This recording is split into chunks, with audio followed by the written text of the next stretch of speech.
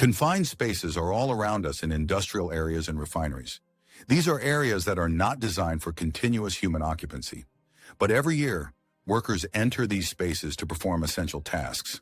While these spaces can be vital to industry, they pose significant hazards. Each year, workers enter confined spaces hoping to complete tasks safely, but the risk of injury or even death is ever present without the proper training, equipment, and procedures. A key part of confined space safety is the work permit process.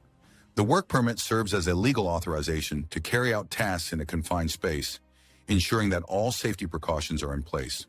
Before entry, a work permit must be issued by a responsible person, a supervisor, or an area owner. This permit outlines the specific tasks to be performed, the hazards involved, and the safety measures required.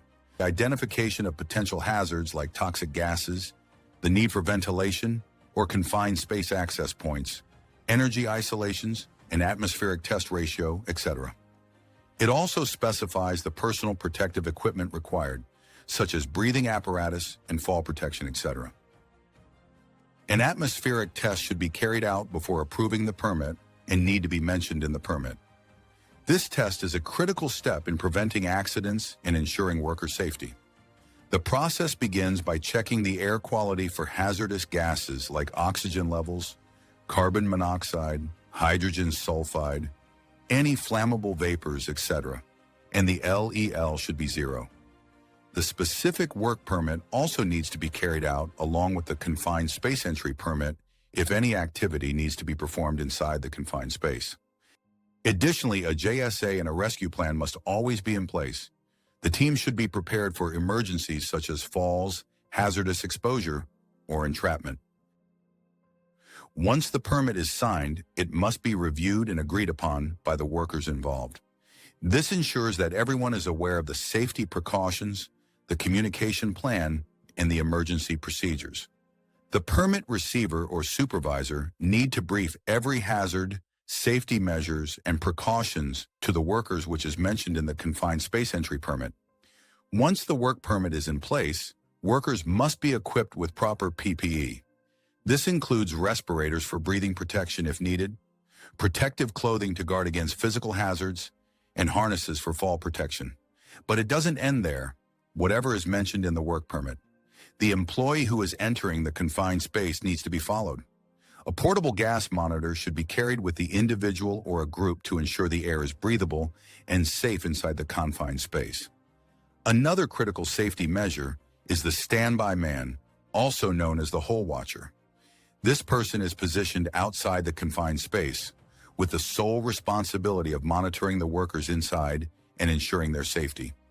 Every worker should log their names in the confined space entry log sheet while going in and out of the confined space is mandatory. The standby man needs to ensure that every person logs their name in the entry log sheet. Entering a confined space with a single opening requires extra precautions, since the only entry-exit point poses a unique risk in case of an emergency. The employee should be trained and familiar to enter and work inside confined space. The hole watcher plays an essential role in confined space safety.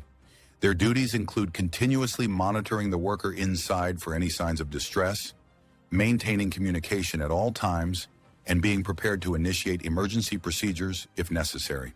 The standby man has the authority to prevent anyone, regardless of rank or position, from entering the confined space unless they have proper authorization and PPE. If a manager or any unauthorized person attempts to enter, the standby person must assertively communicate the safety protocols. They should explain that only authorized personnel with the proper training and equipment can enter the confined space. Remember, your best safety performance will be recognized and rewarded. Once the task is complete, it's just as important to follow strict post-entry procedures. Employees should log out of the confined space entry sheet with the time of exit.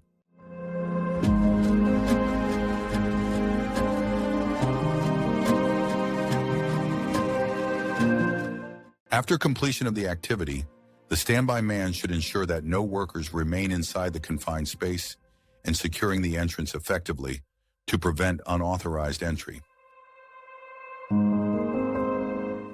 Remember, once the task is complete, the permit receiver should ensure that the confined space entry permit is officially closed out. This typically involves completing any necessary documentation and confirming that the work has been completed safely, all personnel have exited, and the space is secure. Remember, some additional precautions also need to be followed. Ensure that the atmospheric test is conducted every 2 hours. Also remember, the illumination inside the confined space limited only 24 volts.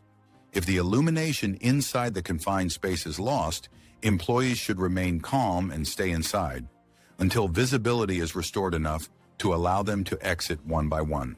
Remember, if any emergency arises, employees should immediately inform the ERT team using the worksite emergency number. It is very important. The confined space safety precautions outlined in this video are not exhaustive. There are many more procedures to follow as per the worksite guidelines. Ensure all employees follow the worksite EHSS procedures and safety guidelines. We wish for all employees to stay proactive and return home safely without any loss. Thank you.